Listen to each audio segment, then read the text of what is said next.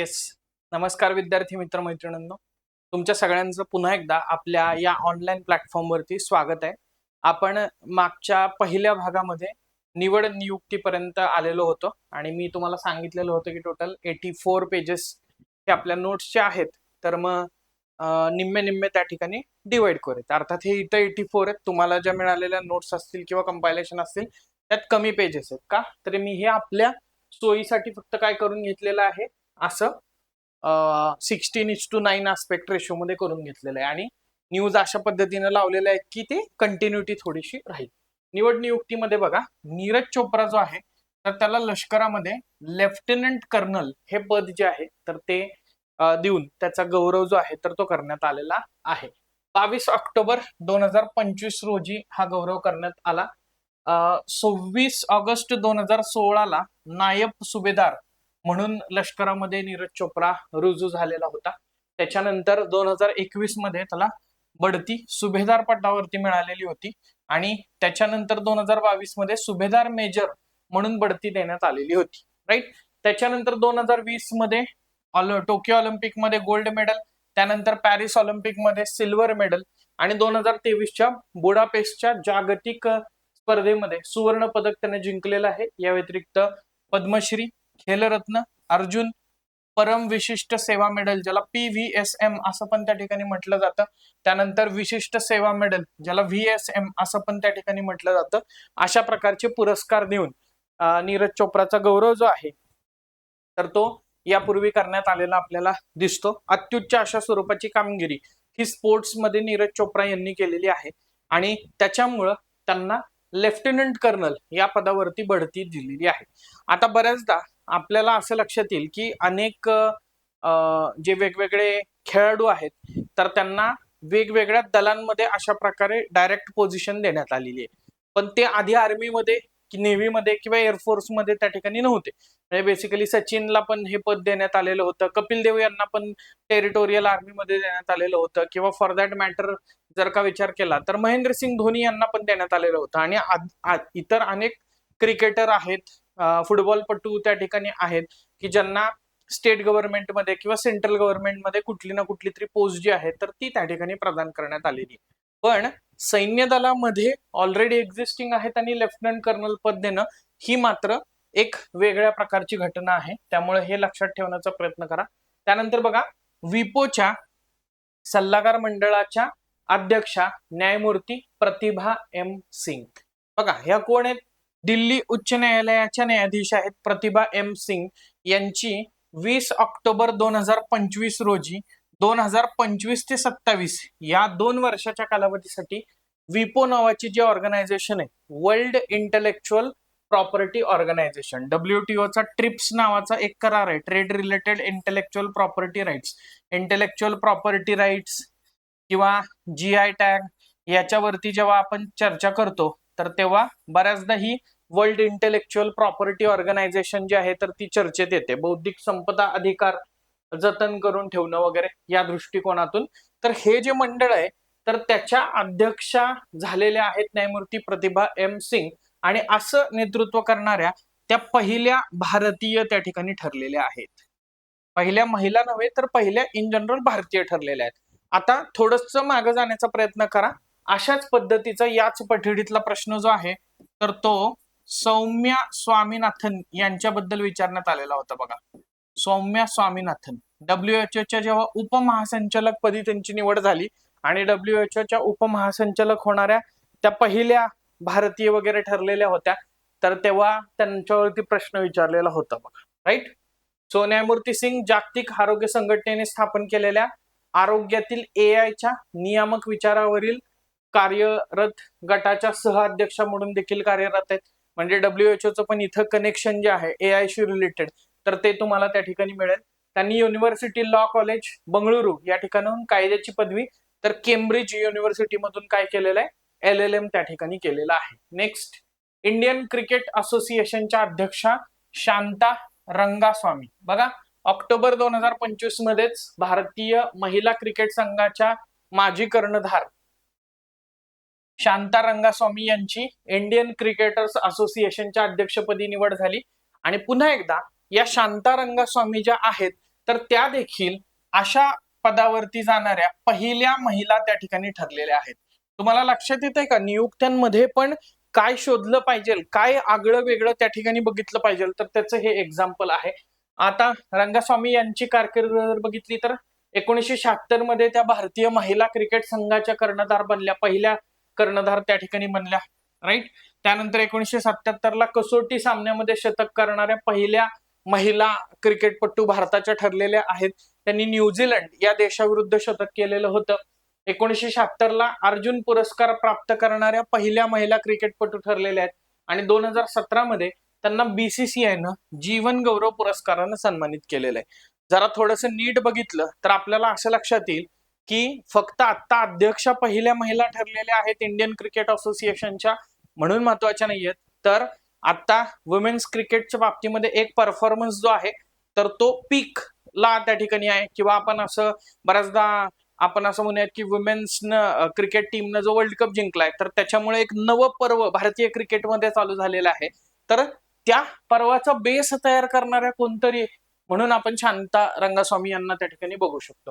त्यानंतर बघा doctor Khaled L एनानी, युनेस्कोच्या कार्यकारी मंडळानं 6 ऑक्टोबर 2025 रोजी इजिप्तचे माजी पर्यटन आणि पुरातन वास्तू मंत्री डॉक्टर खालेद एल एनानी यांना संस्थेचे पुढचे महासंचालक म्हणून त्या ठिकाणी नामनिर्देशन केलेलं आहे. युनेस्कोचे महासंचालक बदललेले आहेत, लक्षात ठेवा. 16 नोव्हेंबर 1945 साली युनेस्कोची स्थापना करण्यात आलेली होती. फ्रान्स मधल्या पॅरिस या ठिकाणी मुख्यालय आहे. 194 देश सदस्य आहेत. त्यानंतर बघा बीसीसीआयचे 37वे अध्यक्ष मिथुन मन्हास कितवे अध्यक्ष आहेत हे पण विचारलं जाऊ शकतं बरं का. सो बघा दिल्लीचे माजी कर्णधार मिथुन मन्हास यांची 28 सप्टेंबरला क्रिकेट नियामक मंडळ म्हणजेच भारतीय क्रिकेट नियामक मंडळ म्हणजेच बीसीसीआयच्या 37व्या अध्यक्षपदाचा त्यांनी पदभार जो आहे तर तो स्वीकारलेला आहे. त्यांनी रॉजर बिन्नी यांची जागा घेतलेली आहे. मला वाटतंय याच्या आधी पण रिसेंटली झालेल्या एका एक्झाम मध्ये त्यांनी बीसीसीआयच्या एका पदाबद्दल प्रश्न विचारलेला आहे. If I am not wrong त्यांनी देवजित सांकिया यांच्याबद्दल प्रश्न विचारलेला होता. कंबाईन ग्रुप सीच्या मेन्सचा हा प्रश्न त्या ठिकाणी होता बघा, राईट. सो 1989 मध्ये मलेसा जम्मू काश्मीर येथे या ठिकाणी त्यांचा जन्म झालाय. भारतीय क्रिकेट संघात कधीही पदार्पण त्या ठिकाणी केलेलं नाहीये. दिल्ली आणि जम्मू काश्मीर कडून रणजी ते खेळलेले आहेत, राईट. दिल्ली डेअर डेव्हिल्स, जुना Pune warriors, Chennai super Kings या IPL फ्रँचायझी कडून ते क्रिकेट देखील खेळलेले आहेत. सौरभ गांगुली आणि रॉजर बिन्नी यांच्या नंतर बीसीसीआयचे अध्यक्ष होणारे तिसरे माजी क्रिकेटपटू ते ठरलेले आहेत, राईट. उपाध्यक्ष राजीव शुक्ला आहेत. सचिव देवजित सैकिया, येस देवजित सैकियांबद्दल प्रश्न विचारलेला होता, मी सांगितलं, राईट. संयुक्त सचिव खजिनदार हे बाकी बघितलं नाही तरी चालेल पण हे दोन तरी बघा, राईट. प्रवीण कुमार बघा IB इंटेलिजन्स ब्युरोचे माजी संचालक प्रवीण कुमार यांची ITBP जे आहे Indo Tibet border police ITBP चे महासंचालक म्हणून काय करण्यात आलेली हो त्यांची नियुक्ती करण्यात त्या ठिकाणी आलेली आहे, राईट. सो 30 सप्टेंबर 2030 पर्यंत ते महासंचालक पदावरती कार्यरत त्या ठिकाणी राहतील. पश्चिम बंगाल केडरचे 1993 बॅचचे IPS अधिकारी आहेत ते. आणि 30 सप्टेंबर रोजी राहुल सरगोत्रा हे त्या ठिकाणी रिटायर्ड झाले तर त्यांच्याकडून त्यांनी पदभार जो आहे तर तो स्वीकारलेला दिसतो. त्यानंतर बघा प्रवीर रंजन, केंद्रीय औद्योगिक सुरक्षा पोलीस दल CISF. आपण CISF कुठं बघितलेलं होतं तर पॅरामिलिटरी फोर्सेस पैकी CISF मध्ये सर्वाधिक महिलांची एनरोलमेंट आहे, सर्वाधिक महिला. एक प्रश्न आपण बघितलेला होता की CISF मध्ये खालीलपैकी कोणत्या पॅरामिलिटरी फोर्स मध्ये सर्वात जास्त महिलांची नोंदणी त्या ठिकाणी आहे तर सेंट्रल इंडस्ट्रियल सिक्युरिटी फोर्स मध्ये त्या ठिकाणी आहे. या सेंट्रल इंडस्ट्रियल सिक्युरिटी फोर्सचे महासंचालक म्हणून प्रवीर रंजन यांची नियुक्ती करण्यात आलेली आहे. नेक्स्ट, प्रथम घडलेल्या घटना किंवा पहिल्या घडलेल्या घटना, अगेन एक इम्पॉर्टंट एरिया आहे ज्याच्यावरती सातत्यानं सतत स्वरूपात प्रश्न विचारले जाताना दिसतात. आशियातील पहिल्या महिला लोको पायलट. बरोबर, आता आशियातल्या पहिल्या महिला लोको पायलट आहे आणि पुढे नाव दिसताना मराठी दिसते, सुरेखा यादव. राईट. सो आशियातल्या पहिल्या महिला लोको पायलट सुरेखा यादव या 36 वर्षांची सेवा दिल्यानंतर 30 सप्टेंबर 2025 रोजी काय झालेल्या आहेत, निवृत्त झालेल्या आहेत. त्यांनी हजरत निजामुद्दीन सीएसएमटी मार्गावरती राजधानी एक्सप्रेसचं इगतपुरी ते सीएसटीएम दरम्यान अंतिम स्वारथ्य त्या ठिकाणी केलं. सो मूळच्या महाराष्ट्रामधल्या साताऱ्याच्या आहेत. इलेक्ट्रिकल इंजिनिअरिंग मध्ये डिप्लोमा केलेला आहे त्यांनी आणि त्याच्यानंतर 1989 मध्ये भारतीय रेल्वेमध्ये त्यांनी प्रवेश केला. 1990 म्हणजे आशिया खंडातल्या पहिल्या महिला ट्रेन चालक त्या बनलेल्या आहेत. त्यानंतर 1996 मध्ये पहिली मालगाडी त्यांनी चालवलेली आहे. त्यानंतर 2000 मध्ये मोटर वुमन म्हणून त्यांना पदोन्नती मिळालेली आहे. 2010 मध्ये घाट चालक म्हणजे घाट सेक्शन जो असतो रेल्वेमध्ये तर त्याच्यासाठी पात्र त्या ठरलेल्या आहेत. 2023 मध्ये सोलापूर मुंबई दरम्यान धावलेल्या वंदे भारत एक्सप्रेस, पहिल्या वंदे भारत एक्सप्रेसचं सारथ्य जे आहे तर ते त्यांनी त्या ठिकाणी केलेलं आहे. सो हेही इम्पॉर्टंट त्या ठिकाणी आहे. रॅन्डम प्रश्न असं पण येऊ शकतो कारण त्या निवृत्त झालेल्या आहेत त्यामुळं.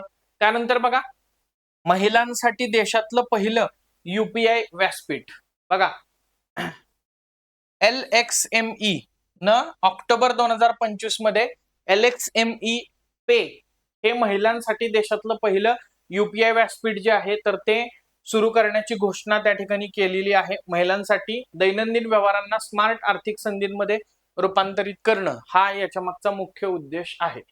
QR आधारित वाहतूक चलन भरण्याची सुविधा बघा. राईट.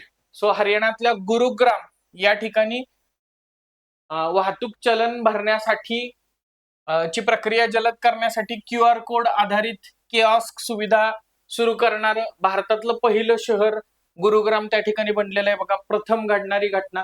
सो गुरुग्राम पोलीस आणि गुरुग्राम मेट्रोपॉलिटन डेव्हलपमेंट अथॉरिटी यांनी संयुक्तपणे ही किऑस्क ॲबियन्स मॉल या ठिकाणी स्थापित केलेली त्या ठिकाणी आहेत. म्हणजे काय, QR कोड स्कॅन करायचा आणि चलन जे आहे तर ते भरायचं. राईट. पहिलं सेमीकंडक्टर इनोव्हेशन म्युझियम हैदराबाद मध्ये तेलंगणा या ठिकाणी सुरू करण्यात आलेलं आहे बघा. राईट. त्यानंतर पहिलं सौर औष्णिक केंद्र ऑक्टोबर 2025 मध्ये चीननं काय केलंय, गोबी वाळवंटामधला गान्सू प्रांत या ठिकाणी पहिलं सौर औष्णिक ऊर्जा केंद्र म्हणजे सोलार थर्मल पॉवर स्टेशन त्या ठिकाणी सुरू केलेलं आहे. नेक्स्ट, देशातली पहिली कॅन्सर टिश्यू बँक. सो बघा, IIT मद्रासच्या संशोधकांच्या मदतीनं ही कॅन्सर टिश्यू बँक जी आहे तर ती उभी केली जाते. राईट. पहिल्या पंतप्रधान मित्र पार्क PM मित्र पार्कची त्या ठिकाणी पायाभरणी जी आहे तर ती करण्यात आलेली आहे. मित्रचा फुल फॉर्म होतं mega integrated textile region and apparel. So 5F वरती फोकस करतोय हा PM मित्र पार्क नावाचा प्रोजेक्ट. मेनली कापड उद्योगावरती टार्गेट करताना त्या ठिकाणी दिसतोय. राईट. मेगा टेक्सटाईल हब आहेत. एकाच ठिकाणी स्पिनिंग असेल, विणकाम असेल, रंगाई असेल, छपाई असेल आणि कपडे बनवण्याचं काम एकत्रित या ठिकाणी होतं. 1000 एकर क्षेत्रावरती हे पसरलेलं आपल्याला दिसतं. सो यातलं पहिलं जे आहे तर ते मध्य प्रदेशातल्या धार जिल्ह्यामध्ये सुरू झालेलं आहे. हे लक्षात ठेवा का त्याची पायाभरणी सुरू केलेली आहे. 5F जे मी म्हटलं ना तर त्याच्यामध्ये farm to fibre, fibre to factory, factory to fashion, fashion to foreign या दृष्टिकोनातून हे उभे केले जात आहेत. टोटल किती आहे तो? टोटल 7 PM मित्र पार्क त्या ठिकाणी आहेत. MP, तेलंगणा, गुजरात, कर्नाटक, UP आणि महाराष्ट्रामध्ये मिळून. आणि यामध्ये महाराष्ट्रामध्ये हे PM मित्र पार्क कुठं आहे तर महाराष्ट्रामध्ये अमरावती या ठिकाणी हे काय आहे PM मित्र पार्क उभारण्यात येणार आहे. पहिला state of finance for forest 2025 नावाचा अहवाल. सो पहिलाच आहे. विचारलं जाऊ शकेल की हा अहवाल कोणाद्वारे प्रकाशित करण्यात आला तर युनायटेड नेशन एन्व्हायरमेंट प्रोग्रामनी वनांसाठी वित्त स्थिती state of forest finance award 2025 जो आहे तर तो प्रकाशित केला. 2023 मध्ये सार्वजनिक आणि खाजगी वन वित्त पुरवठ्याचा जागतिक आढावा जो आहे तर तो याच्यामध्ये घेण्याचा प्रयत्न केलेला त्या ठिकाणी आपल्याला दिसतो. नेक्स्ट, UN जल करारात सामील होणारा दक्षिण आशियातला पहिला देश हा बांगलादेश ठरलेला आहे बघा. संयुक्त राष्ट्राचा जल करार अधिकृतपणे काय करतोय, सीमा पार जलप्रवाह आणि आंतरराष्ट्रीय तलावांचं संरक्षण आणि वापर याच्याबद्दल रेग्युलेशन करताना त्या ठिकाणी दिसतोय. 1992 मध्ये हेलसिंकी या ठिकाणी हा करार स्वीकारण्यात आलेला होता आणि 1996 मध्ये तो अंमलात त्या ठिकाणी आलेला होता. सुरुवातीला युरोपीय रिजन साठी डिझाईन केलेला होता. मार्च 2016 नंतर संयुक्त राष्ट्रानं सर्वांसाठी तो खुला केलेला होता बघा. राईट. नेक्स्ट, आदिवासी समुदायांसाठी जिनोम सिक्वेन्सिंग प्रकल्प सुरू करणारे भारतातले पहिले राज्य. सो नोव्हेंबर 2025 मध्ये गुजरातनं भगवान बिरसा मुंडा यांच्या 150व्या जयंती वर्षाच्या स्मरणार्थ आदिवासी गौरव वर्ष जे घोषित करण्यात आलेलं आहे भारत सरकारनं, तर त्या जनजातीय गौरव दिवस आणि शाश्वत विकासाद्वारे आदिवासी वारशाचा प्रचार करण्याच्या दृष्टिकोनातून हे चालू केलेलं त्या ठिकाणी दिसतंय बघा. जिनोम अशा प्रकारे आदिवासींसाठी जिनोम सिक्वेन्सिंग ची प्रकल्प चालू करणारं गुजरात हे भारतातलं पहिलं राज्य ठरलेलं आहे बघा. इथं गुजरातच्या ऐवजी ओडिशा येईल किंवा झारखंड येईल, कन्फ्यूज व्हायचं नाही. राईट. नेक्स्ट, पुढचा मुद्दा आहे क्रीडा घडामोडी. तर बघा, बुद्धिबळामध्ये बिहारची पहिली महिला फिडे मास्टर. राईट. तो बिहार मधल्या मुझफ्फरपूर इथल्या मरियम फातिमा या बिहार राज्यातल्या पहिल्या महिला फिडे मास्टर ज्या आहेत तर त्या ठिकाणी बनलेल्या आहेत. सो लक्षात ठेवा. आशिया कप 2025 क्रिकेटची स्पर्धा भारत जो आहे तर तो 9व्यांदा विजेता ठरलेला आहे. पाकिस्तान उपविजेता ठरलेला आहे. 9 ते 28 सप्टेंबर 2025 दरम्यान दुबई या ठिकाणी अंतिम सामना झालेला होता किंवा त्याचं आयोजन करण्यात आलेलं होतं. 17वी आवृत्ती होती ही. पहिली आवृत्ती किंवा 1984 मध्ये याची सुरुवात झाली. आशियाई क्रिकेट परिषद जी आहे तर ती याचे आयोजक आहे आणि भारतानं सर्वाधिक 9 वेळा आशिया कप जो आहे तर तो त्या ठिकाणी जिंकलेला आहे. पुरस्कारात बघा, सामनावीर फायनल मधला तिलक वर्मा, तो ऑपरेशन सिंदूर आणि तिलक वगैरे हे बरेच तेव्हा व्हायरल झालेले होते रील्स वगैरे. Right. Game changer of the match final Shivam Dube, player of the tournament Abhishek Sharma, most valuable player Kuldeep Yadav. सर्वाधिक धावा ज्या आहेत तर त्या अभिषेक शर्माच्या आहेत आणि सर्वाधिक विकेट्स ज्या आहेत तर त्या कुलदीप यादवच्या त्या ठिकाणी आहेत. विचारलं जाऊ शकते. राईट. नेक्स्ट, बुद्धिबळ वर्ल्ड कप बघा गोव्यामध्ये आयोजन केलेलं होतं फिडेनं. भारतामध्ये आयोजन करण्याची ही दुसरी वेळ त्या ठिकाणी होती. याच्या आधी 2002 ला भारतामध्ये आयोजन या वर्ल्ड कपचं केलेलं होतं. ही आवृत्ती जी आहे तर ती 11व्या क्रमांकाची आहे आणि ती 30 ऑक्टोबर ते 27 नोव्हेंबर 2025 या कालखंडात पार पडली. विश्वनाथन आनंद 2 वेळा चेस वर्ल्ड कपचे विजेतेपद पटकावलेलं आहे. त्याच्यामधलं पहिल्यांदा 2000 मध्ये शेनियांग चायनामध्ये आणि 2002 मध्ये जो भारतात पहिल्यांदा फिडेचा विश्वचषक झालेला होता तर हैदराबाद मध्ये तर तेव्हा पटकावलेला आहे. महिला बुद्धिबळ वर्ल्ड कप 2025 आणि बुद्धिबळ वर्ल्ड कप या दोघं पण वेगवेगळ्या त्या ठिकाणी स्पर्धा आहेत बघा. पहिली स्पर्धा केवळ महिलांसाठी तर दुसरी महिला आणि पुरुष या दोघांसाठी ही खुली आहे. म्हणजे आपण दिव्या देशमुख ज्या स्पर्धेमध्ये विजेती ठरली तर ती स्पर्धा वेगळी आणि ही स्पर्धा त्या ठिकाणी वेगळी. पहिल्या ह्याच्यात फक्त महिलांना त्या ठिकाणी आहे आणि दुसऱ्या ह्याच्यामध्ये महिला आणि पुरुष दोन्हींना पण एंट्री आहे. राष्ट्रकुल स्पर्धेसाठी अहमदाबादची निवड जी आहे तर ती करण्यात आलेली आहे. 2030 मध्ये राष्ट्रकुल क्रीडा स्पर्धांचं आयोजन जे आहे तर ते भारताद्वारे केलं जाणार आहे आणि त्याच्यासाठी यजमान शहर म्हणून अहमदाबादची निवड जी आहे तर ती त्या ठिकाणी करण्यात आलेली आपल्याला दिसते. राईट. सो 26 नोव्हेंबर 2025 मध्ये ग्लासगो या ठिकाणी कॉमनवेल्थ जनरल असेंब्लीमध्ये हा निर्णय ऑलरेडी घेतला गेलेला आहे. मागच्या स्पर्धा जर का विचारात घेतल्या तर 22वी राष्ट्रकुल स्पर्धा जी आहे 2022 मध्ये बर्मिंगहम इंग्लंड या ठिकाणी पार पडलेली होती. 23वी 2026 मध्ये ग्लासगो स्कॉटलंड या ठिकाणी होणार आहे आणि 24वी 2030 मध्ये भारतामध्ये होणार आहे. अहमदाबाद होस्ट शहर त्या ठिकाणी आहे. राईट. आता राष्ट्रकुल बद्दल काही इंटरेस्टिंग फॅक्ट तिथं आहेत बघा. 2030 मध्ये राष्ट्रकुल स्पर्धेला 100 वर्ष पूर्ण होणार आहे. म्हणजे शताब्दीवाली स्पर्धा जी आहे तर ती राष्ट्रकुलची कुठं पार पडते आपल्याला लक्षात येईल, तर ती भारतामध्ये पार पडते. 1930 ला हॅमिल्टन कॅनडा या ठिकाणाहून या राष्ट्रकुल क्रीडा स्पर्धांची सुरुवात झालेली होती. संकल्पना कॅनडाचे ऍथलीट बॉबी रॉबिन्सन यांची आहे. भारतानं 1934 मध्ये लंडन कॉमनवेल्थ गेम्स मध्ये पहिल्यांदा सहभाग घेतलेला होता. त्याच्यानंतर पदक जिंकणारे पहिले भारतीय आहेत रशीद अनवर कुस्तीमध्ये. 1934 ला त्यांनी पहिलं कॉमनवेल्थचं पदक जे आहे तर ते जिंकलेलं होतं. आणि भारतात पहिल्यांदा आयोजन जे आहे तर ते 2010 मध्ये करण्यात आलेलं होतं. 19व्या क्रमांकाची जी स्पर्धा होती तर ती. राईट. चलो पुढं विश्वजित मोरेला कांस्य पदक. बघा कोल्हापूरचा कुस्तीपटू आणि सध्या लष्करात असलेला विश्वजित मोरे, त्याला 23 वर्षाखालील कुस्ती स्पर्धेतील ग्रेको रोमन प्रकारामध्ये कांस्य पदक त्या ठिकाणी मिळालेलं आहे. राईट. आता ग्रेको रोमन प्रकारात सलग 2 पदक पटकावणारा पहिला भारतीय कुस्तीपटू हा ठरलेला आहे. नाहीतर तुम्ही म्हणाल कोल्हापूरचा मल्ल आहे म्हणून घेतलेला आहे का? नाही, काहीतरी आंतरराष्ट्रीय स्तरावरती तेवढीच साजेशी कामगिरी त्या ठिकाणी आहे म्हणून हे घेतलेलं आपल्याला दिसेल. ज्योती सुरेखा वेन्नम यांना कांस्य पदक. बघा भारतीय तिरंदाज ज्योती सुरेखा वेन्नम यांना 18 ऑक्टोबर 2025 मध्ये चीनच्या नानजिंग या ठिकाणी झालेल्या विश्वचषकाच्या अंतिम फेरीमध्ये कांस्य पदक जे आहे तर ते मिळालं.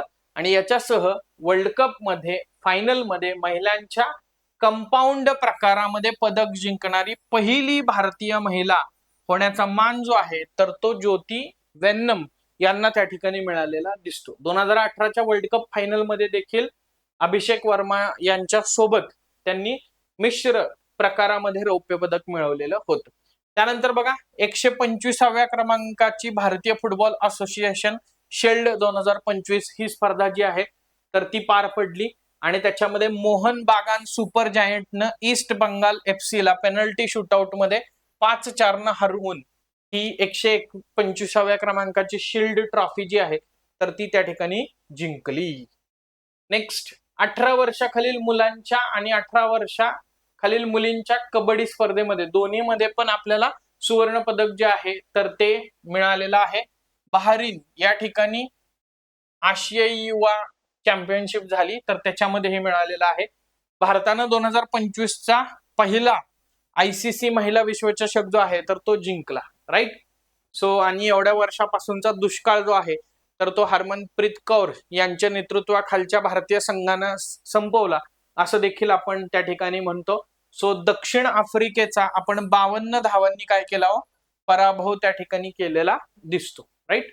सो 2 नोव्हेंबर 2025 ला नवी मुंबईतल्या DY पाटील स्टेडियम वरती हा सामना झालेला होता. राईट. क्लिअर. नेक्स्ट दीप्ती शर्मानं ओके ओके ओके हा ICC महिला एक दिवसीय क्रिकेट विश्वचषक बघा 2025 30 सप्टेंबर ते 2 नोव्हेंबर या दरम्यान भारत आणि श्रीलंका येथे होणार आहे. 2025 महिला विश्वचषक ही 50 षटकांच्या क्रिकेट स्पर्धेची 13वी आवृत्ती त्या ठिकाणी आहे आणि त्यात मध्ये 8 संघांचा समावेश त्या ठिकाणी होता. राईट. सो भारत चौथ्यांदा याचं आयोजन जे आहे तर ते करणार आहे. तर श्रीलंकेमध्ये पहिलीच वेळ आहे हे आयोजन करण्याची वगैरे. सर्वाधिक महिला विश्वचषक जिंकणारा संघ आहे ऑस्ट्रेलिया, ज्यांनी 1978, 1982, 88, 97, 2005, 2013 आणि 2022 असा विश्वचषक जो आहे तर तो जिंकलेला आहे. इंग्लंडनं 4 वेळा त्या ठिकाणी जिंकलेला आहे. न्यूझीलंडनं एकदा हा विश्वचषक जिंकलेला आहे. पहिला विश्वचषक 1973 मध्ये इंग्लंडमध्ये आयोजित करण्यात आलेला होता. मी महिला विश्वचषकाबद्दल बोलतोय हे लक्षात घ्या. 2005 पासून काय होते दर 4 वर्षांनी नियमितपणे या विश्वचषकाचं आयोजन जे आहे तर ते केलं जाते. बहरीन इथे झालेल्या आशियाई युवा क्रीडा स्पर्धेत भारतानं 48 पदकं जी आहेत तर जी जिंकलेली आहेत. जस्ट एकदा गो थ्रू करा. नेक्स्ट, नोबेल पारितोषिक. आता सर्वात महत्वाचं, जिथं आउटपुट येतं, जिथं हमखास आपल्याला प्रश्नाचं उत्तर जे आहे तर ते त्या ठिकाणी देता येऊ शकतं, असा हा मुद्दा आहे. कदाचित आता रिसेंटच्या कंबाईनच्या परीक्षेत पण येईल किंवा ग्रुप सीच्या परीक्षेत पण त्या ठिकाणी विचारलं जाऊ शकेल. बघा, याच्या आधी पण प्रश्न आलेले आहेत. नोबेल पारितोषिक, मी म्हणेन लाईन टू लाईन त्या ठिकाणी जाण्याचा प्रयत्न करा. मी तुम्हाला एक समरी सांगण्याचा प्रयत्न फक्त करतो.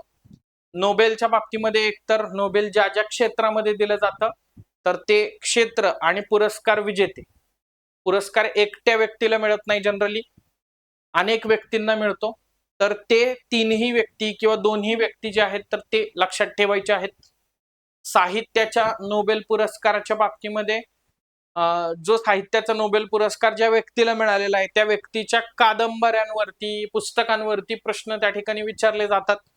नोबेल पीस प्राइज वरती एक आयोगाचा विशेष भर असतो. अगदी मागच्या वर्षी पण नोबेल पीस प्राइज वरती त्यांनी प्रश्न विचारलेला आहे. आणि कंबाईन ग्रुप बी च्या परीक्षांमध्ये जर का आपण गेलात तर आपल्याला 2024च्या नोबेल पारितोषिकांवरती तिथं अनेक प्रश्न जे आहेत तर ते अगड बगड जोडायला वाला म्हणा किंवा नुसते स्ट्रेट फॉरवर्ड शांततेचं नोबेल कुणाला मिळालं म्हणा, तर अशा पद्धतीने विचारलेले दिसतात. नोबेल हा इम्पॉर्टंट मुद्दा आहे, त्यामुळं तेवढाच व्यवस्थित पद्धतीनं बघणं गरजेचं आहे. बघा, 2025चा साहित्यातला नोबेल, आता वन बाय वन आपण चालू करूया. लाझ्लो क्रॅस्नो होरकाई यांना साहित्याचं नोबेल मिळालेलं आहे. हंगेरियन लेखक त्या ठिकाणी आहेत, राईट. त्यांची पहिली कादंबरी सतान टँगो 1985 मध्ये प्रकाशित त्या ठिकाणी झालेली होती, राईट. संमोहन आणि दूरदर्शी कार्यासाठी त्यांना प्रदान करण्यात आलेला दिसतो हा पुरस्कार. बघा, 1954 मध्ये जन्म झालेला आहे. आता हे जन्म कुठं झाला वगैरे हे महत्वाचं नाही, पण कादंबऱ्या त्यांच्या त्या ठिकाणी काय आहेत, त्याचा थोडासा आशय काय आहे तर ते त्या ठिकाणी महत्वाचं थोडस आहे, राईट. 2024 मध्ये बघा, साहित्यातला नोबेल हान कान यांना प्रदान करण्यात आलेला होता. 1901 ते 2025 दरम्यान 122 नोबेल विजेत्यांना साहित्य नोबेल पुरस्कार 118 वेळा देण्यात आलेला आहे, राईट. सो 1913 मध्ये रवींद्रनाथ टागोर यांना गीतांजली या साहित्य कृतीसाठी साहित्याचा नोबेल मिळालेला आहे. आणि साहित्याचा नोबेल मिळवणारे पहिले आणि एकमेव भारतीय ते त्या ठिकाणी ठरलेले आहेत, राईट. त्यांच्या अर्थशास्त्रातलं नोबेल जोएल मोकिर, फिलिप अघियन आणि पीटर हॉविट. आता साधारणपणे हे कोणत्या संशोधनासाठी प्रदान करण्यात आलेलं आहे तर त्याच्यावरती पण प्रश्न हा विचारला जातो. सो अर्थशास्त्रातला नोबेल स्वेरिगेस रिक्सबँक पुरस्कार या नावानं पण ओळखला जातो तो, बघा. सो या तिघांना नवक्रम चालित आर्थिक वाढीचे स्पष्टीकरण दिल्याबद्दल देण्यात आलेला त्या ठिकाणी दिसतो, म्हणजे इनोव्हेशन आणि त्याच्या रिगार्डिंग सगळ्या गोष्टी, राईट. नेक्स्ट, अर्थशास्त्रातली नोबेल पारितोषिक, त्यांच्या युनिव्हर्सिटीज दिलेल्या आहेत. बघा, इथं फॅक्च्युअल डेटा आहे, हा डेटा सारखा वाचणं अपेक्षित आहे. नोबेल शांतता पुरस्कार मारिया कोरिना मचाडो यांना प्रदान करण्यात आला.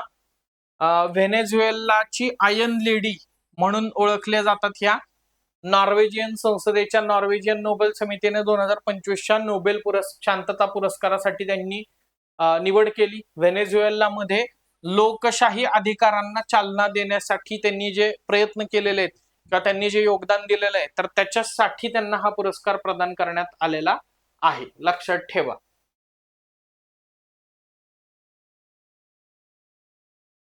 नेक्स्ट,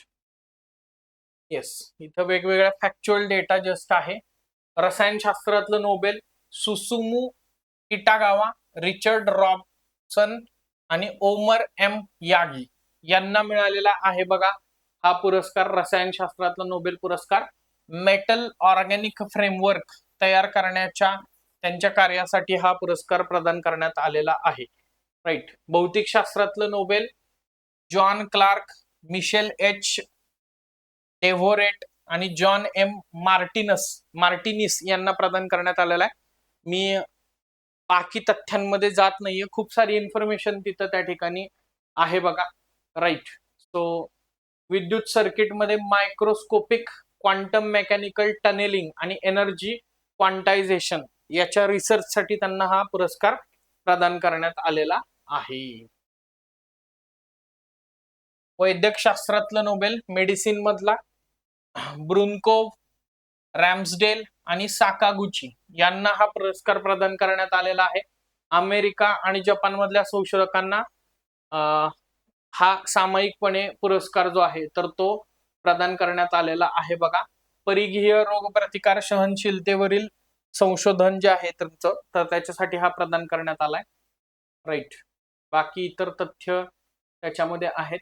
ई गव्हर्नन्ससाठी राष्ट्रीय पुरस्कारांमध्ये सुवर्ण पुरस्कार आंध्र प्रदेश मधल्या विशाखापट्टणम या ठिकाणी 28वी ई गव्हर्नन्स राष्ट्रीय परिषद जी आहे तर ती आयोजित करण्यात आलेली होती.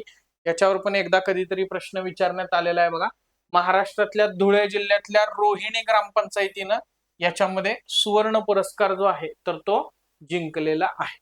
त्यानंतर बघा केंटन आर मिलर पुरस्कार 2025 काझीरंगा राष्ट्रीय उद्यान आणि व्याघ्र प्रकल्पाच्या संचालक सोनाली घोष यांना केंटन आर मिलर पुरस्कार जो आहे तर तो मिळालेला आहे. हा पुरस्कार international union for conservation of nature आहे, IUCN, जी धोकाग्रस्त प्रजातींची वगैरे यादी डिक्लेअर करते. तर त्या IUCN world commission on protected areas यांच्याद्वारे प्रदान केला जातोय. 1948 मध्ये स्थापन झालेला IUCN निसर्ग संवर्धन आणि शाश्वत संसाधनांच्या वापरासाठी जागतिक स्तरावरती हे IUCN जे आहे तर ते काम करत आहे. 2006 मध्ये या पुरस्काराची स्थापना केंटन आर मिलर या पुरस्काराची स्थापना झाली आणि राष्ट्रीय उद्यान असतील किंवा प्रोटेक्टेड एरियाज असतील तर तिथं सस्टेनेबल प्रॅक्टिसेस ज्या केलेल्या आहेत तर त्यांच्यासाठी दर 2 वर्षांनी हा पुरस्कार जो आहे तर तो प्रदान केला जातो. $5,000 इतका या पुरस्काराचं स्वरूप त्या ठिकाणी आहे. सोनाली घोष यांना मिळालेला आहे. कुठल्या तर त्या काझीरंगा राष्ट्रीय उद्यान आणि व्याघ्र प्रकल्पाच्या संचालक आहेत. नेक्स्ट 2025चा बुकर पुरस्कार बघा.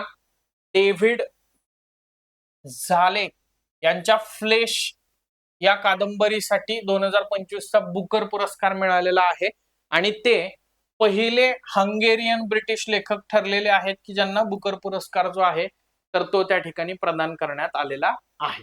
राईट.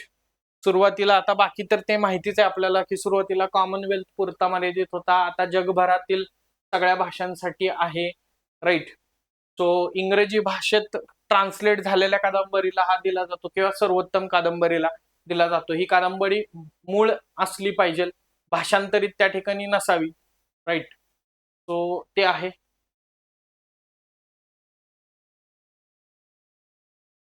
विजेत्याला $50,000 डॉलर नाही, काय वेगळंच आहे. येस. आणि लेखकांना जे शॉर्टलिस्ट झालेले आहेत त्यांना तर त्यांना 2,500 मिळतात. राईट. राष्ट्रीय जल पुरस्कार 2025 बघा. 2024च्या 6व्या राष्ट्रीय जल पुरस्कारांमध्ये महाराष्ट्रानं सर्वोत्तम राज्य श्रेणीमध्ये प्रथम क्रमांक पटकावलेला आहे. राईट. आणि ऑलरेडी आता राज्यसेवा पूर्व परीक्षेला नॅशनल वॉटर अवॉर्ड्स वरती प्रश्न विचारलेला आहे. गुजरात आणि हरियाणा दुसऱ्या आणि तिसऱ्या क्रमांकावरती आहे. यावर्षी सर्वोत्तम जिल्हा, सर्वोत्तम ग्रामपंचायत, सर्वोत्तम नागरी स्थानिक स्वराज्य संस्था, सर्वोत्तम संस्था अशा 46 श्रेणींमध्ये विभागणी जी आहे तर ती जल पुरस्कारांमध्ये केलेली आहे आणि सर्वात जास्त पुरस्कार महाराष्ट्राला मिळालेले आहेत. राईट. बालसाहित्य पुरस्कार आहे बघा 2025चा. तर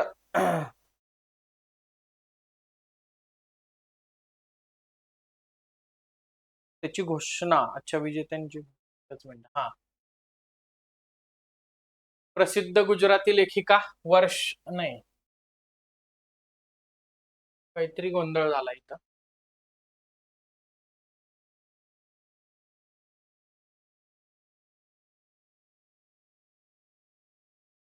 ठीक आहे, काहीतरी गोंधळ दिसतोय इथं. हा, मराठी बघा, अभयमय कविता संग्रह आहे आणि सुरेश गोविंदराव सावंत यांना तो बालसाहित्य पुरस्कार मिळालेला आहे. याच्या आधी पण बालसाहित्य पुरस्कार उजव्या सोंडेच्या भावल्या त्याच्यावरती प्रश्न आलेला होता. राईट. आता काही योजना आहेत, गव्हर्नमेंट स्कीम्स त्या ठिकाणी आहेत. पेज नंबर 68 पर्यंत आपण पोहोचलोय. पुढचा फॅक्च्युअल डेटा होता त्यामुळं सो योजना आपण कंटिन्यू करूयात आणि पटपट पटपट हे संपवून टाकूयात. येस. सो बघा, मुख्यमंत्री स्वयंसहाय्यता भत्ता योजना, आता इतर राज्यांच्या विचारल्या जातात योजना म्हणून फक्त मी इथं हे कन्सिडर केलेलं आहे. नितीश कुमारांनी ही चालू केलेली होती बिहार इलेक्शनच्या आधी. 20 ते 25 वयोगटातील बेरोजगार मुलांना, पदवीधर जे आहेत तर त्यांना 1000 रुपयाचा भत्ता जो आहे तर तो दिला जाईल. आदि युवा फेलोशिप आणि आदि कर्मयोगी स्वयंसेवी कार्यक्रम, नावावरूनच लक्षात येईल, आदिवासी व्यवहार मंत्रालयानं आणि संयुक्त राष्ट्रांनी भारतातील आदि कर्मयोगी अभियान अंतर्गत आदि युवा फेलोशिप आणि आदि कर्मयोगी स्वयंसेवक ही योजना चालू केली. 17 सप्टेंबर हा दिवस लक्षात ठेवायचा आहे, जनजातीय गौरव दिन म्हणून साजरा केला जातो. बघा का, कारण 17 सप्टेंबर ही काय आहे, बिरसा मुंडा यांची जयंती आहे. बिरसा मुंडा यांची जयंती, बिरसा मुंडा जयंती. आणि यावेळी बिरसा मुंडा यांची ही कितवी जयंती आहे, 150वी जयंती आहे. हिस्ट्रीमध्ये पण लक्षात ठेवा, इथं प्रश्न विचारला जाऊ शकेल.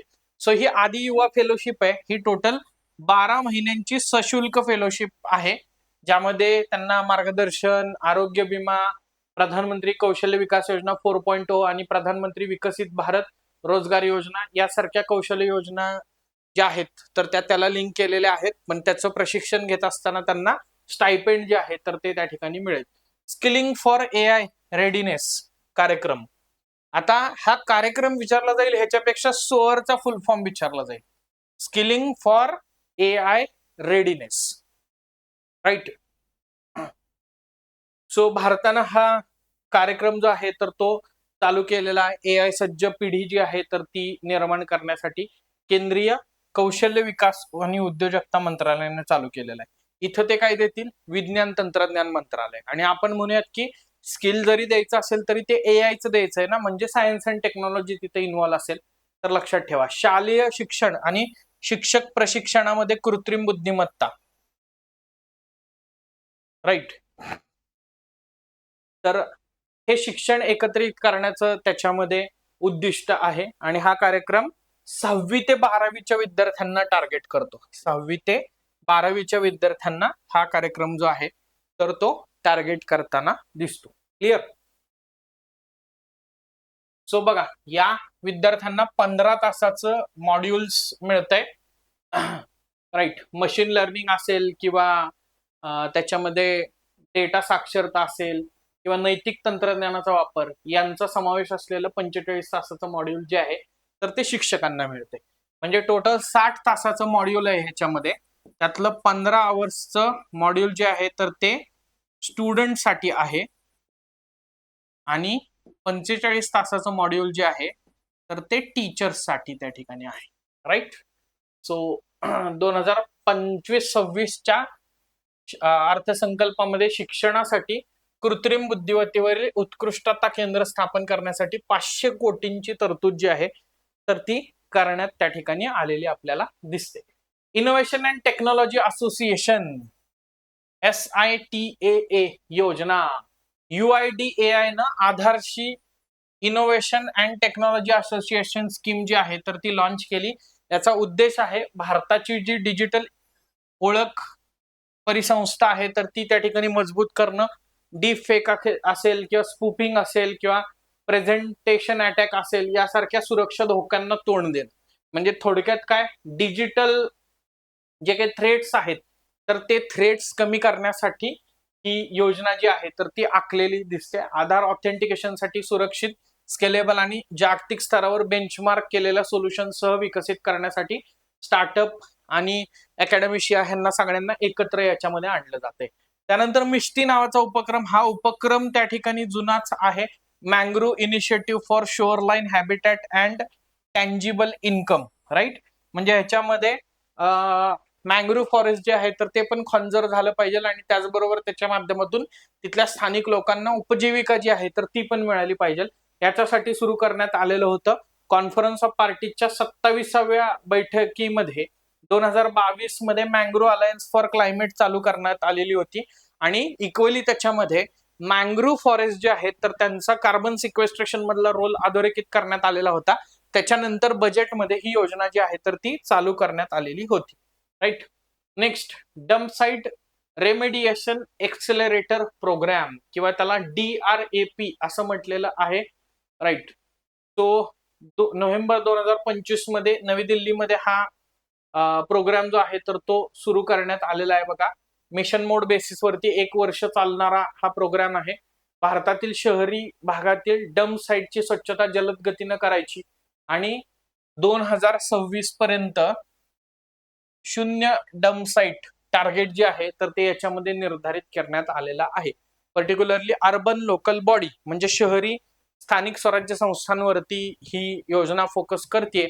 शहरी स्थानिक स्वराज्य संस्थांचे जे कचरा डेपो वगैरे आहेत तर एस्पेशली त्याच्यावरती तिथं कचरा व्यवस्थापनावरती हे काम करताना दिसतात. त्याच्यानंतर निधन वार्ता बघूयात आपण बघा.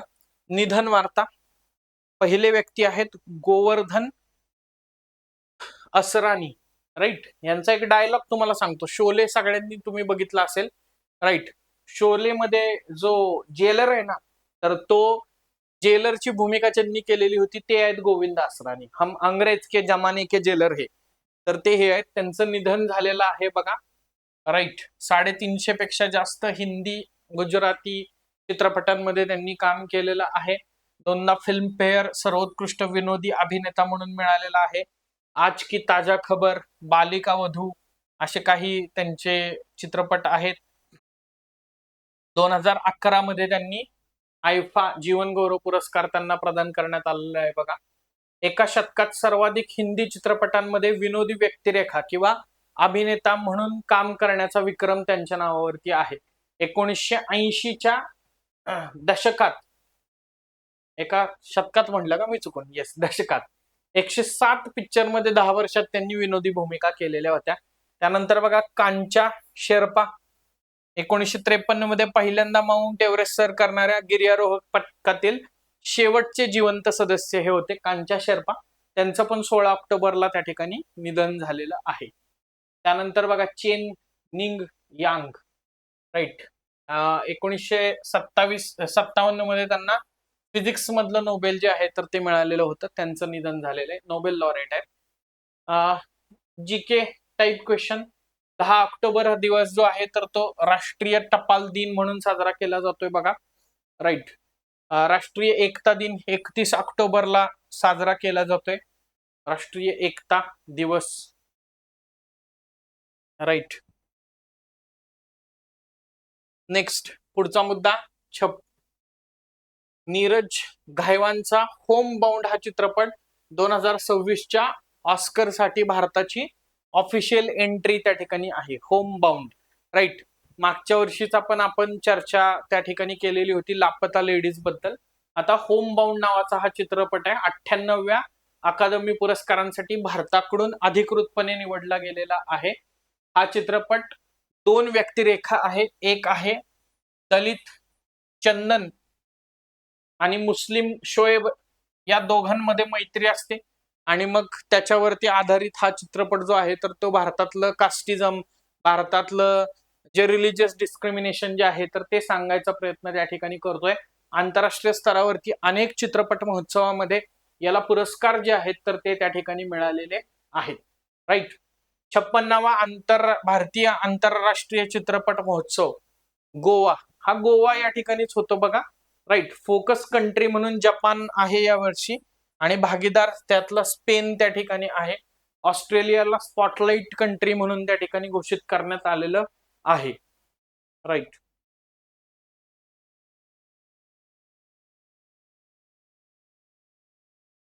नेक्स्ट आता काही वन लाईनर त्या ठिकाणी आहेत बघा. एक्साइज सुरक्षा नावाचं एक ऍप जे आहे तर ते सुरू करण्यात आलेलं आहे. किंवा चुनखडीला आता प्रमुख खनिज म्हणून वर्गीकृत करण्यात केलेलं त्या ठिकाणी आहे बघा. पूर्वी वापरानुसार चुनखडीचं वर्गीकरण गौण किंवा प्रमुख असं केलं जात होतं. आता सरसकट खाण मंत्रालयानं काय म्हटलेलं आहे, पूर्णपणे त्याला प्रमुख खनिज म्हणून गणलं जाईल. राईट. एनटीपीसी बघा, वीज पुरवठा सातत्य राखण्यासाठी आंतरराष्ट्रीय मानक स्वीकारणारी NTPC National Thermal Power Corporation ही भारतातली पहिली कंपनी त्या ठिकाणी ठरलेली आहे. वर्ल्ड हेरिटेज आउटलुक 4 बघा, आयुसीएन नावाच्या संस्थेनं ऑक्टोबर 2025 मध्ये वर्ल्ड हेरिटेज आउटलुक 4 हा अहवाल जो आहे तर तो जारी केला.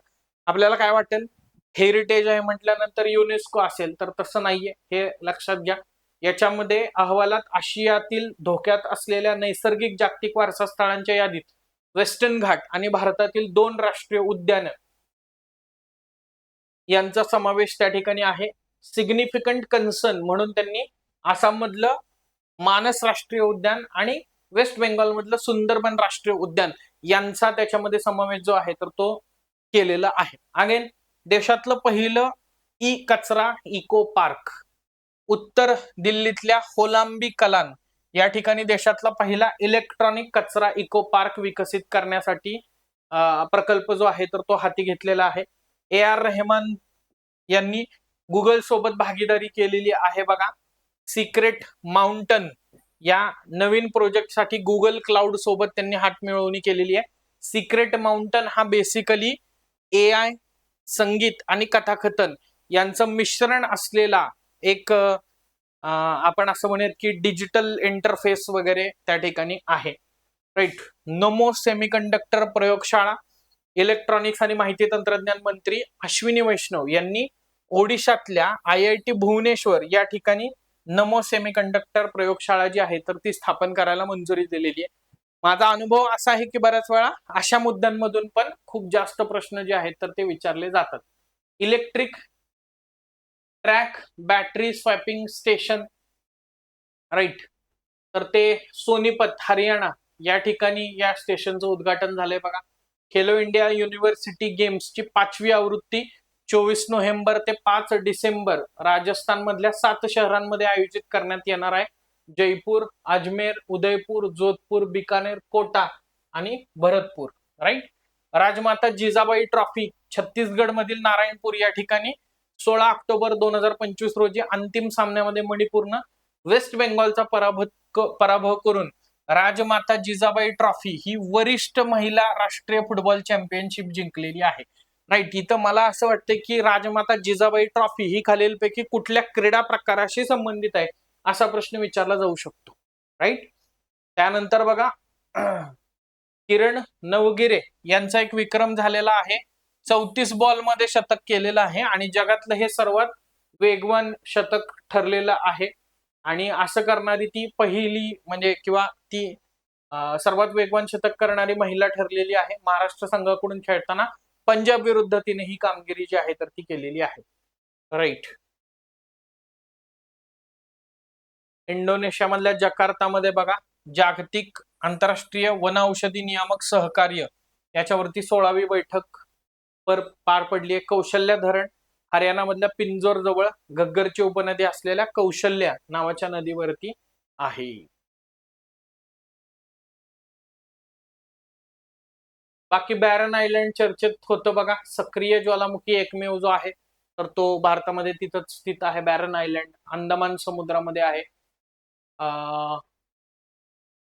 ऍग्री इंक्स कार्यक्रम इलेक्ट्रॉनिक्स अँड IT मंत्रालयानं याच्या हस्तांतरणाची घोषणा जी आहे तर ती केलेली दिसते बघा. कृषी आणि पर्यावरण व्यवस्थापनात R&D च्या दृष्टिकोनातून एक राष्ट्रीय व्यासपीठ म्हणून हे काम करते.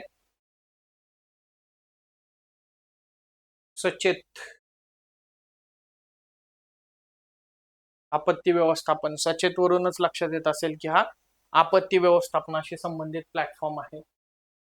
त्याच्यानंतर तफ्तान ज्वालामुखी, इराण मधल्या तफ्तान ज्वालामुखीनं जवळपास 7 लाख वर्षानंतर पुन्हा तो काय म्हणतात त्याला म्हणजे पुन्हा ऍक्टिव्ह होण्याची चिन्ह जी आहेत तर ती दाखवलेली आहेत. हे फक्त काय प्लेसेस अशा न्यूज मध्ये असतात आणि MPSC त्यातनं प्रश्न विचारते तर ते फक्त त्या ठिकाणी आहे.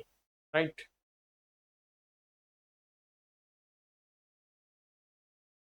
चोरीला गेले किंवा हरवलेले मोबाईल जे आहेत तर ते परत मिळवण्यामध्ये तेलंगणा हे भारतातलं अव्वल राज्य त्या ठिकाणी आहे. Central equipment identity register portal वरून सर्वात जास्त मोबाईल रिकव्हरी तेलंगणामधनं त्या ठिकाणी झालेली आहे. ग्रेडेड रिस्पॉन्स ऍक्शन प्लॅन आपण बऱ्याचदा ह्याच्या आधी पण चर्चा केलेली आहे की दिल्लीमध्ये प्रदूषणाची पातळी जसजशी वाढते, एअर क्वालिटी इंडेक्स जसजसा खराब होतोय, तसतसं वेगवेगळे टप्पे ग्रेडेड रिस्पॉन्स ऍक्शन प्लॅनचे लागू होताना आपल्याला दिसतात. राईट.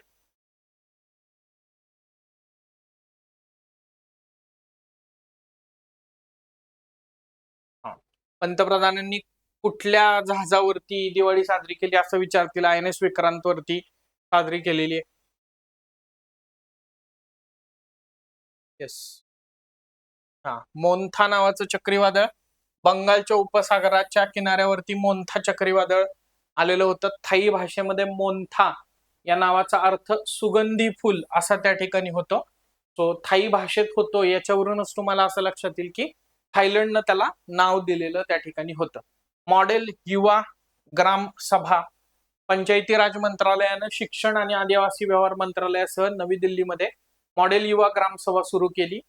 सो मॉडेल युवा ग्राम सभा ही एक आपण म्हणतो ना मूट कोर्ट जसं असतं तशी मूट स्वरूपाचा प्लॅटफॉर्म त्या ठिकाणी आहे जिथं शालेय विद्यार्थी ग्रामसभेचं कामकाज वगैरे चालवत आहेत. सो त्यांना शाळेपासूनच असं काहीतरी लोकशाही शिक्षण वगैरे दिलं जात आहे. तर ते आहे.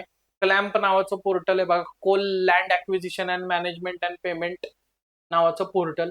कोळसा मंत्रालयाची एकीकृत डिजिटल प्रणाली त्या ठिकाणी आहे.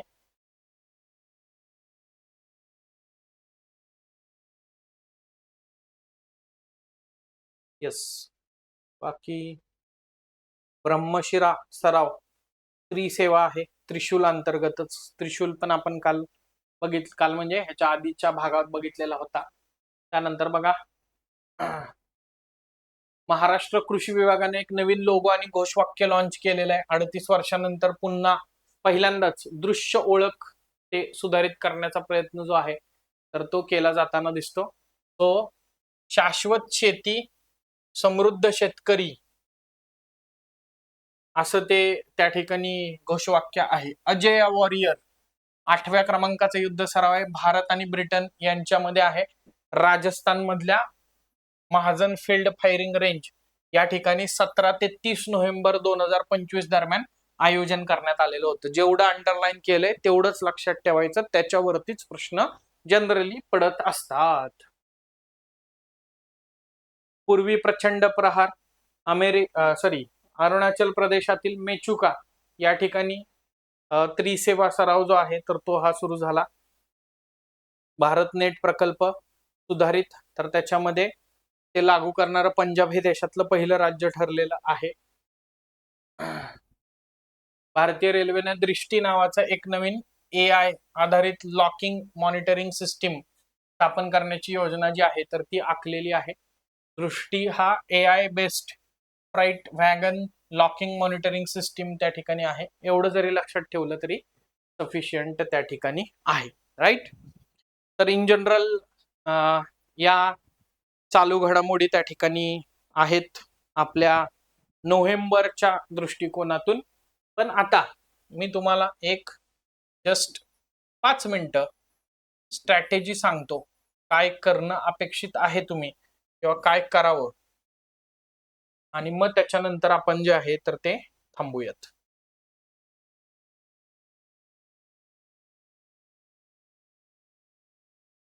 येस. आता करंटच्या बाबतीमध्ये काय करता येऊ शकतं तुम्हाला, तर पहिली गोष्ट ती म्हणजे रिव्हिजन करा. ही रिव्हिजन करत असताना आता तुमच्याकडे काय आहे, मंथली कंपायलेशन आहे. फॉर एक्झाम्पल जानेवारी आहे, फेब्रुवारी आहे, मार्च आहे, एप्रिल आहे, मे आहे, and so on up to आपण असं म्हणूयात की नोव्हेंबर आहे. राईट. आपण 16-17 महिन्याचं करंट अफेअर्स जे आहे तर ते कव्हर केलेलं आहे. म्हणजे मागचा जुलै ते हे जून 12 महिने, आणि परत जुलै, ऑगस्ट, सप्टेंबर, ऑक्टोबर राईट. आणि आता ऑक्टोबरच पकडा तुम्ही, हे 16 महिन्याचं करंट जे आहे तर ते आपण कव्हर केलेलं आहे ऑलरेडी, बरोबर.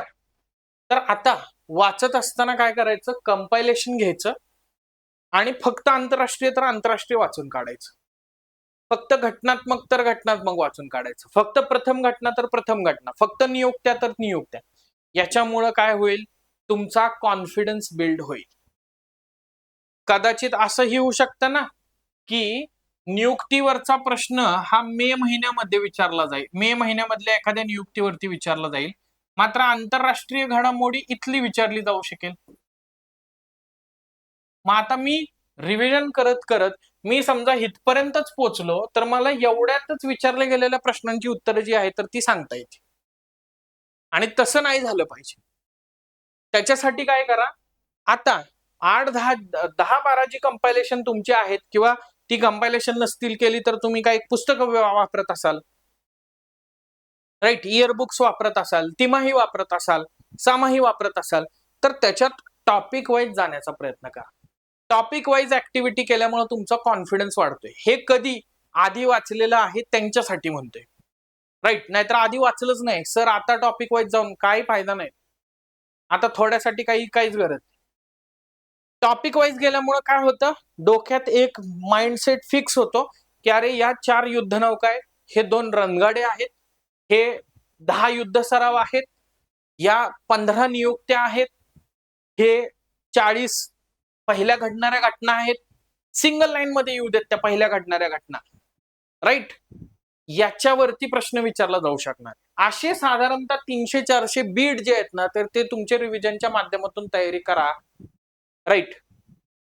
लिहून काढू नका, तिथंच अंडरलाईन परत करा, फिल्टर मारा. जसं की मी म्हणेन की हे सगळी ऍक्टिव्हिटी करायला मी 15 तास घालवलेले आहेत, एका तासामध्ये एक वाचून काढतोय मी, असं मी कन्सिडर केलं. 15 तास घालवलेले आहेत. पुढची तुमची जी शेवटची रिव्हिजन आहे तर ती केवळ 3 ते 4 तासामध्ये याची झाली पाहिजे, आणि ती 3 ते 4 तासामध्ये व्हायची असेल तर याच्यामध्ये काय स्किप करायचंय, काय कंटिन्यू करायचंय, बरोबर ना. कारण मॅगझिन कंपायलेशन केलेलं असतं तेव्हा त्या वेळेच्या त्या घटना असतात, नंतर कदाचित त्या घटना कमी महत्वाच्या होऊ शकतात जे आपण काहीतरी एलिमिनेट करू शकतो. सो त्या कन्व्हिक्शन जे आहेत तर ते रिव्हिजन जे आहे तर ती जास्तीत जास्त करायची, पहिला मुद्दा. दुसरा मुद्दा, एमसीक्यू प्रॅक्टिस इज मस्ट.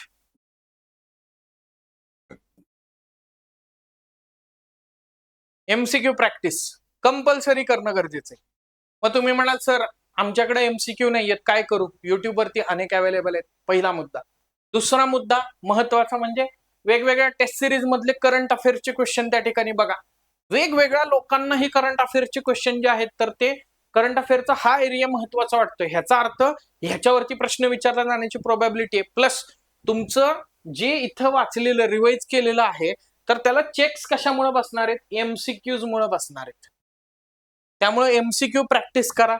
त्याच्यामध्ये एमसीक्यू प्रॅक्टिस मध्ये ज्या चुका होत आहेत त्या एरियाजला रिव्हिजिट करा आणि रिवाइज करा. फॅक्च्युअल डेटा चूक होता कामा नये. आपला एमपीएससी डेप्थ मध्ये थोडीशी जाताना दिसते करंट अफेअरच्या बाबतीमध्ये. वाटतंय ऑल ऑफ दी अबो, वाटतंय नन ऑफ दी अबो, पण फक्त ब आणि क बरोबर आहे, फक्त अ आणि ड बरोबर आहे, राईट. त्यामुळे ते लॉजिक अप्लाय करता कामा नये. आणि नंतर म्हणेन मी फायनल राऊंड जो तुम्ही घेताय, मी म्हणेन की इथं सगळं जे रिवाइज केलेलं आहे तर ते रिवाइज केलेलं परत एकदा वाचायचं. इथं 10-15 तास जाऊन देत ना एक विषयासाठी, तर तेवढा तर वेळ तुम्ही देतोच. मग मी काय म्हणणार नाही तुम्हाला सलग 10-15 तास बसा, नाही. 3-3 तास 5 दिवस रिव्हिजन द्या, 15 तास झाले. आणि त्याच्यानंतर फायनल रिव्हिजन जी आहे तर ती 4 आवर्स मध्ये देऊन टाका. ती पण बघताना टॉपिक वाईजच देण्याचा प्रयत्न करा, म्हणजे तुमचं आउटपुट जे आहे तर ते चांगलं त्या ठिकाणी येऊ शकेल. सो अशा पद्धतीनं प्रयत्न जास्तीत जास्त करा. जिथं माहित नाही तिथं गेसवर्क करू नका. करंटच्या बाबतीमध्ये गेसवर्क बऱ्याचदा करंटच्या बाबतीमध्ये चुकतं. त्यामुळे कॉन्फिडंट असाल तर त्या ठिकाणी उत्तर लिहा. अँबिग्युटी असेल तर थोडं तिथं क्षणभरासाठी म्हणजे एक 5-10 सेकंदासाठी विचार करा. जास्त सेकंद नाहीच आहेत आपल्याकडे कंबाईनसाठी. म्हणून 5-10 सेकंदासाठी विचार करा की आपल्या विचारामध्ये काही चूक होतीये का. कारण कधी कधी काय होतं, अ ब क आणि ड पण बरोबर वाटत असतं, पण अ ब कच बरोबर असतं. मग मी लिहितो पर्याय क्रमांक 4, पण आयोगाचं उत्तर येतं पर्याय क्रमांक 3. आणि असे 5 जर प्रश्न असतील ना तरी आपण बाहेर होऊन जातो. सो हे असं सगळं एकंदरीत करंट अफेअरच्या स्ट्रॅटेजी बद्दल आहे. बाकी डोकं शांत ठेवा, फॅक्टची चिंता करू नका. राईट, जेवढ्या क्लोज इंटरव्हल मध्ये रिव्हिजन द्यायची आहे तर ती रिव्हिजन दिली तर जास्त चांगल्या प्रकारे फॅक्ट लक्षात राहू शकतील. तर असं सगळं एकंदरीत आहे. यासह तुम्हाला सगळ्यांना माझ्याकडून येणाऱ्या आगामी कंबाईन ग्रुप बी प्रिलिम असेल किंवा ग्रुप सी प्रिलिम असेल तर त्याच्यासाठी खूप साऱ्या शुभेच्छा. सोबत प्रयत्न केलेले आहेत, सोबत कष्ट घेतलेले आहेत. निश्चितपणे तुम्हाला यश मिळेल हीच सदिच्छा या ठिकाणी व्यक्त करतो. धन्यवाद. जय हिंद आणि बाय बाय.